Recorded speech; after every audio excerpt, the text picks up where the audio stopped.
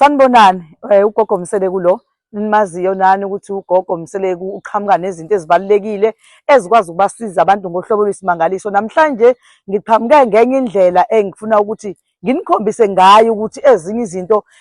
ezike zithi mayithaka bese zingena ezintweni ezinye ezithize. Leli khambi leli niyalazi, ngicabanga ukuthi amukho umuntu ongazi lesihlahla lesi ukuthi sihlahla sini igama laso. Inhlaba lena, le nhlaba le isiza ngohlobo lwesimanga ey'ntweni ey'ningi. Ungathiwa wakha umuthi we-BP iyangena, kuthiwa wakha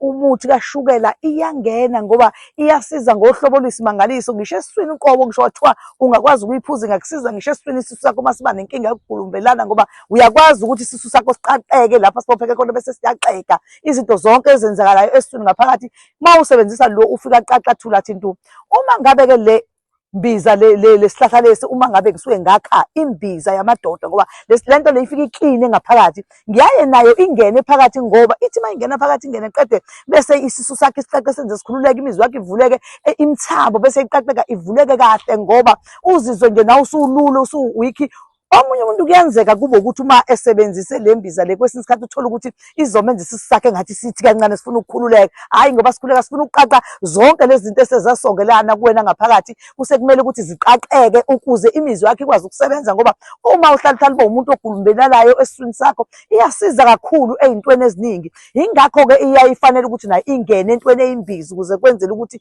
isize iqaqeke. Angizokhuluma ngale mbiza engikhuluma ngayo ukuthi iqondene nembiza yamadoda kuphela, cha, lesi sihlahla senze eminingi imisebenzi. Uma ngabe kuthiwa unoshukela, lesi sihlahla asikho sodwa, kodwa sona sengisho ukubaluleka kwaso engathi ungaba umuntu ngisho ekhaya lakho nje uma ngosithola isithombo uyitshalele sona lesi sihlahla ngoba siyasiza. Ngisho ngathiwa unantoni oyizwa kabuhlungwana, ukhushukelwe i-BP, uyaphuza ungasigoqoza nje uphuze uma ungenayo inkinga. Uma kuthiwa wena mhlambe unoshukela, sithatha lesi sihlahla sihlanganise namanye amakhambi, asisaleli ngoba sinomsebenzi omkhulu kakhulu. Uthi uma ngabe ususihlanganisile lesi sihlahla lesi bese wenza le mbiza yokuphuza, uzoyiphuza ekuseni uyiphuze ntambama. Ngiyakutshela inkosi impela ukuthi kuphela inyanga usuke usubona umehluko uma uhamba uye eklinikhi. Uma ngabe unenkinga yesifo sikashukela, isifo sikashukela sibangela izinto ey'ningi egazini kumuntu. Izifo sikashukela, uma uke wathola kade unesifo sikashukela, okokuqala imizwa yakho ayivuki. Imizwa yakho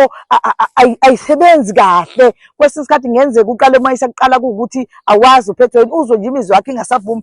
Ngokuhamba nje lokhu hamba isikhathi lokhu njalo yenzeka kanjalo ukuthi imizwa yakho ayivuki, kodwa uthole ukuthi ngesinye isikhathi mhlambe kuzothi nje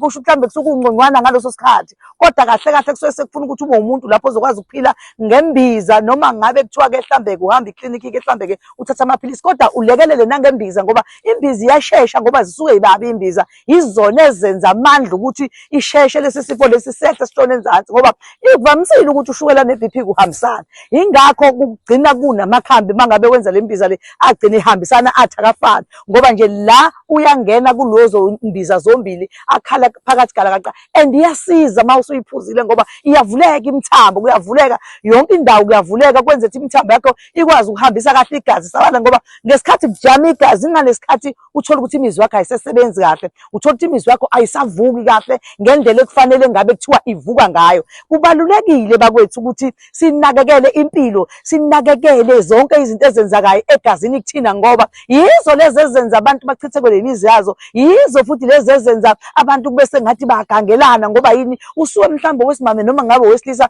engasakutholi ukuthokoza kumuntu wakhe ngenxa yokuthi usena lesi sifo lesi siwusathane, ngoba isona esikhathaza imizwa, siyenza imizwa yakho ungakwazi ngisho ukwenzani, siwuzizwe nje futhi uhlala ukhathele, ungazizwa umzimba kuhlezi ubuthakathaka uma unalezi zifo zombili, u-BP noshukela. Izifo lezi eziyingozi, kodwa-ke uma sekubhangene i-BP noshukela kungcono kakhulu uma kuthiwa mhlawumbe i-BP yodwa, kodwa uma kwangenela ushukela, hayi imizwa yakho shem ayizosebenza. Abantu bayahlupheka kakhulu imizwa yabo, abanye abayisheki indaba yoshukela noma basheke nje izifo lezi eziyinkinga egazini ezilimaza futhi namakhaya, ngoba ngalesi sikhathi wena unganakile ukuya kosheka, ilesi sikhathi lesi kwenzeka lezi zinto eningayiqondi ukuthi kwenzekane, nisolane nenzane yonke into, kanti inkinga usunalesi sifo ongakazi uzusisheke esiwushukela esiwumbulalazwe. iphelile imizi yabantu niyazi nanti ushukela uyinkinga uvala imizwa umfazi ufisa ngisho ukuphuma ekhaya ahamba ayoganga ngenxa yokuthi ubaba imizwa yakhe ayisavuki nani niyazi bobaba ukuthi kufanele nihlale njalo nikunakelele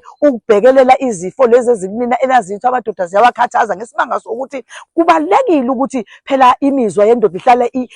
idlaladlala iphakama yenza yonke into ngesibanga sokuthi phela umama ekhaya usuke vele elindele ubaba njengoba umama elindele ubaba mesefika nodolo lo usathe ubaba mfundisi noma baba nya ubaba ulela ngasavuki hawu baba besathe baba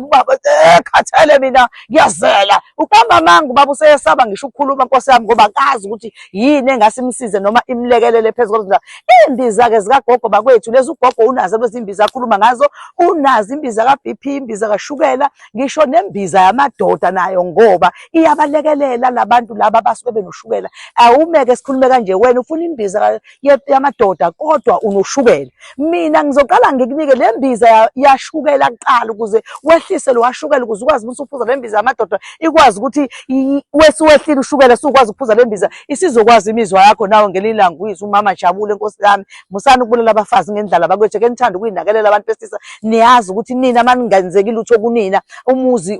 uhamba ubangabi mnandi ekhaya kuba nengxabano niyalazi ukuthi ubumnandi buqala kuphi bothando nasekhaya kube ikhaya limnandi elifudumele funa izinto zonke zihambe kahle kubaba ngoba umama akanankinga umama uyasebenzeka ubaba noma ngabe ukuthi ubaba me right umama uyasebenzeka akakwazi yena ukuba nenkinga ngoba imizwa ekubaba uyena okumele mavukelwe imizwa yakhe ukuze akwazi ukwenza izinto kumama uma kungenzeki lutho kumama umama ugcina sene nomngabangaba kweinto eziningi ecabanga engazi ukuthi uzothini noma uzokwenzani ugcine nje ekhaya ubaba esethi noma khuluma ithotha akaselutho athi ukuthi akhuluma thothi nje ayisekho indaba yakhe ngesimanga sokuthi lento balance umuzi la ekhaya ayisawubalansile ingakho ngithi hlala nini igadelela imizi yenu ikube ibalance bakwethu njenganamhlanje bengifuna ukuthi nginazise lokho ukuthi ngicela ninakelele bakwethu imizi yenu nasi isihlahla esibalulekile kulezi imbiza uma uyenzile le mbiza yakho zombili lezi imbiza engikhulume ngazo wangasifaka lesi sihlahla iphelele imbiza yakho ngoba kumele sibe khona lesi sihlahla siyasebenza siyalapha senza yonke into siyavula kuwena siyavula ngesikhathi wena uzoloku kuba baba ikona lokho kuya lapha kuleya mthambo le ngasafuni kwavuleka ibese ivani yavuleka bese izinto zakho ziyaqaqeka ukwazi ukuvashela umama ekamereni ukwazi ukuya enkonzweni yasekamereni umnandi bakwethu ukuba nani ngiyathanda ukuthi nizazi lezi ngoba nifuna nifelwe imizi yenu imizi yafa bakwethu uma lezi zinto zingahambi ngendlela noma zingenzeki ngiyanithanda kakhulu bakwethu ingakho ngifisa ukuthi imizi yenu ingafi ingakho ngithanda ukuthi ngininakelele bantu besilisa nginithandisa ukuthi njengoba ngifuna ukuninakelela ukuthi imizi yenu ingadiliki ngoba ngiyazi ukuthi umama mengasuthe ekhaya kuhleze kungazoba mnandi kuhleze kunokushisa ekhaya njalo nje bakwethu yilokho ebengifuna ukuthi ngisho ngicela ukunazisa ukuthi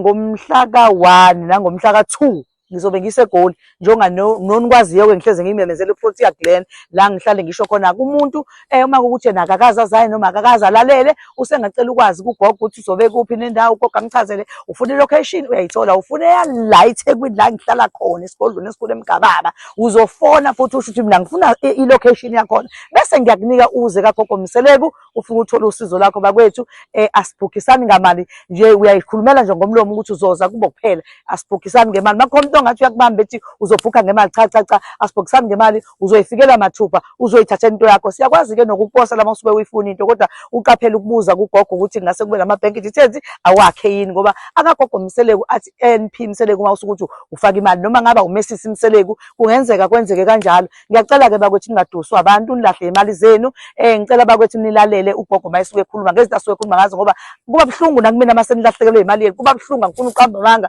iba buhlungu inhliziyo ngoba basuke bevele benza ukukhicilela phansi lowo muntu waleyo nto osuke eyiqhubisa basuke sebegicilela isithunzi sakhe phansi nje wasebenza ubugebengu ngiyacela ke bakwethu ukuthi ke niwabuka ama video ami nize ku TikTok Facebook